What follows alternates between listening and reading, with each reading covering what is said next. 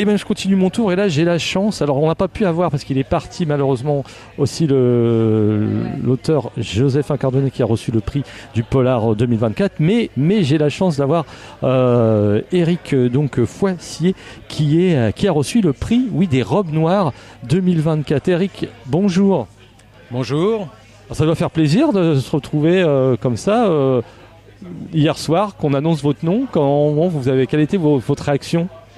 Ça fait toujours plaisir de recevoir un prix, quel que soit d'ailleurs le prix, parce que c'est toujours quelque part du coup une reconnaissance de ce qu'on a fait, du travail qu'on a fait. Alors moi j'ai la chance avec cette série du Bureau des Affaires Occultes d'avoir reçu énormément de prix parce que c'est une série qui marche très très bien et les lecteurs l'adorent. Mais voilà, c'est toujours un plaisir et en plus dans la série, ce tome-là, Les Nuits de la Peur Bleue, n'avait pas encore été primé, donc voilà, ça y est, c'est inauguré. Alors je crois que vous avez fait beaucoup d'études dans la pharmacie. Est-ce qu'on peut être pharmacien et auteur de polar? Est-ce que ça se pareil? La preuve que oui. Alors moi j'ai fait de longues études parce que j'ai d'abord fait des études de pharmacie, donc j'ai un doctorat en pharmacie, puis après j'ai refait que des études de droit, donc j'ai un doctorat en droit et je suis en fait professeur d'université en droit pharmaceutique, mais mes premières amours en fait c'est la littérature. J'ai écrit mon premier manuscrit à 15 ans. Et donc maintenant la carrière universitaire est bien stabilisée. Et du coup, j'écris un roman par an et c'est un vrai plaisir. Et en fait, toutes mes études que j'ai faites, notamment dans la pharmacie, ça me permet d'enrichir mes livres parce que je m'occupe aussi d'un petit musée d'histoire de la pharmacie. Et dans mes romans, qui sont des policiers historiques, on trouve toujours des notations sur l'histoire de la santé à l'époque. Par exemple, Les Nuits de la Peur Bleue, qui vient d'être primée, ça se passe en 1832 pendant l'épidémie de choléra à Paris. Et en fait, on s'aperçoit que 200 ans avant la Covid, tout ce qu'on a vécu au moment de la Covid, il l'avait déjà vécu à cette époque-là. C'est un livre qui est sorti donc après la Covid.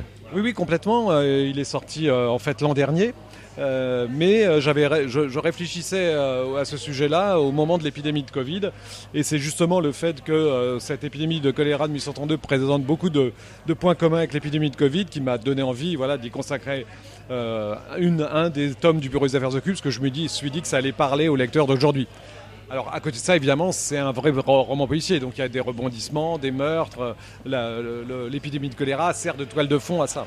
Est-ce qu'il y a un personnage récurrent qui revient des fois dans vos romans? Oui, dans cette série, le Bureau des Affaires Occultes, c'est l'inspecteur Valentin Verne qui symbolise un peu justement, au début du règne de Louis-Philippe, ce passage entre deux polices, puisque Vidocq, qui est un autre personnage de la série, Vidocq incarne un peu l'ancienne police, qui était la police du flagrant délit. On avait été chercher un ancien bagnard pour le mettre chef de la sûreté parce qu'il connaissait le milieu, il pouvait l'infiltrer et donc prendre les gens en flagrant délit.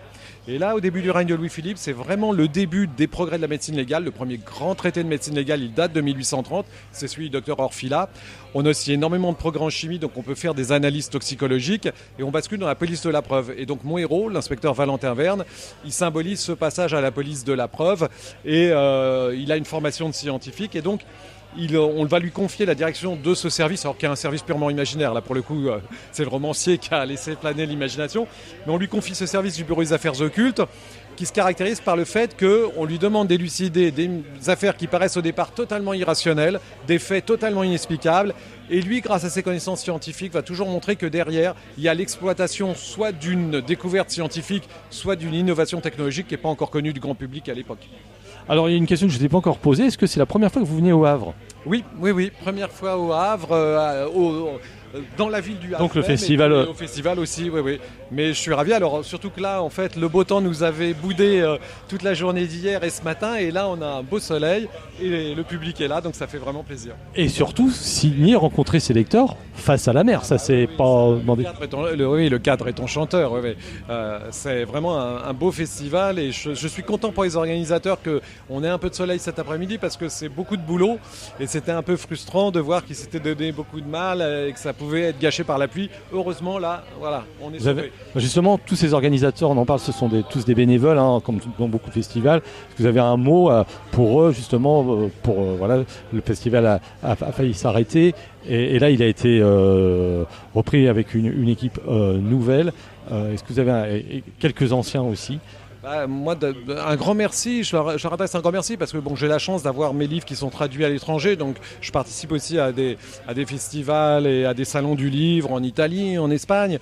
Et il n'y a qu'en France qu'on a ce type de festival où on a une grande proximité avec les lecteurs, puisqu'on est là à leur disposition toute la journée, alors que dans d'autres festivals, vous faites une conférence, une petite signature à la fin de la conférence, puis c'est terminé. Donc là, il y a une vraie proximité, et c'est grâce à tout ce travail des bénévoles, donc vraiment bravo, et je sais tout le travail que ça demande, parce que j'ai un frère qui écrit aussi, qui est écrivain, et qui s'est occupé pendant longtemps d'un salon du livre, et je sais que c'est un boulot extraordinaire, donc vraiment je leur tire mon chapeau, et bravo à eux. C'est vrai que c'est très chronophage d'organiser un festival. Je vous ai pas demandé, mais vous venez de quelle région ? Région parisienne, pour l'instant. Vous êtes voilà un pur... Ah oui, moi j'ai toujours habité en région parisienne, mais j'attends avec impatience ma retraite d'universitaire dans 3 ans pour filer en province, parce que c'est une région qui est devenue un peu folle, la région parisienne. Ouais. Surtout là, avec l'actualité qui arrive, avec les JO, etc. Oui, ça c'est sûr que cet été, il vaut mieux pas trop traîner dans les rues de Paris. Alors, quels sont vos projets ? Continuer donc à écrire ces polars historiques qui plaisent vraiment au public. Le Bureau des Affaires Occultes va continuer. L'an prochain, ça sera un one-shot sur une autre époque, un roman qui sera à cheval sur la guerre de 14-18 et les années 30. Et puis pour les amoureux du Bureau des Affaires Occultes, ils ne seront pas complètement orphelins de Valentin l'an prochain, puisqu'il va y avoir la première bande dessinée adaptée de la série qui sort l'an prochain pour Noël 2025. Donc voilà, plein de projets. Est-ce que vous avez été approché justement pour cette série ? Pourquoi pas par une plateforme maintenant, style Netflix, Amazon et tout ça ? Oui, il y a une maison de production qui a pris une option sur les droits et qui sont en train de travailler pour une adaptation en mini-série. Donc j'espère que ça verra le jour. C'est toujours des projets très très longs et toujours incertains jusqu'à ce que tout soit finalisé. Mais pour l'instant, ils ont renouvelé l'option qu'ils ont pris l'an dernier. Donc a priori, ça a l'air de pouvoir donner une série. En tout cas, je sais que tous mes lecteurs sont impatients de voir ça mis en image, que c'est ce qu'ils me disent à chaque fois, c'est que ça ferait une super série. Donc j'espère que ce sera le cas.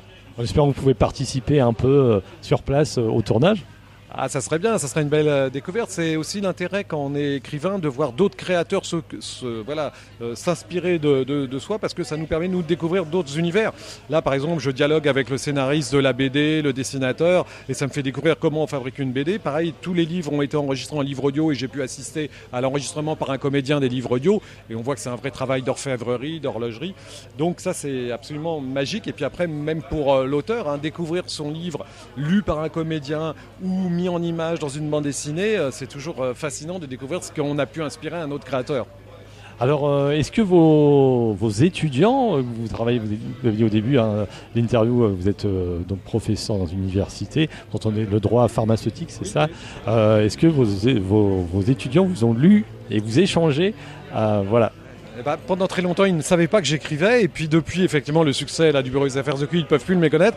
Donc maintenant, je termine souvent mes cours en faisant des dédicaces. Donc c'est très drôle. Et puis on critique souvent les réseaux sociaux, mais par contre, un des avantages des réseaux sociaux, c'est que du coup, j'ai plein d'anciens étudiants que j'ai même eu il y a 25 ans en cours et qui me disent c'est formidable, on ne savait pas que vous écriviez, là on découvre votre série et on redécouvre tout l'enthousiasme que vous mettiez dans vos cours d'histoire de la pharmacie. Et ça, c'est génial d'avoir ce retour d'étudiants qu'on a eu en cours il y a 20-25 ans, quoi. Écoutez, Eric Foissier, on va vous laisser encore avec vos lecteurs, et encore bravo pour ce prix des robes noires. Merci beaucoup à vous.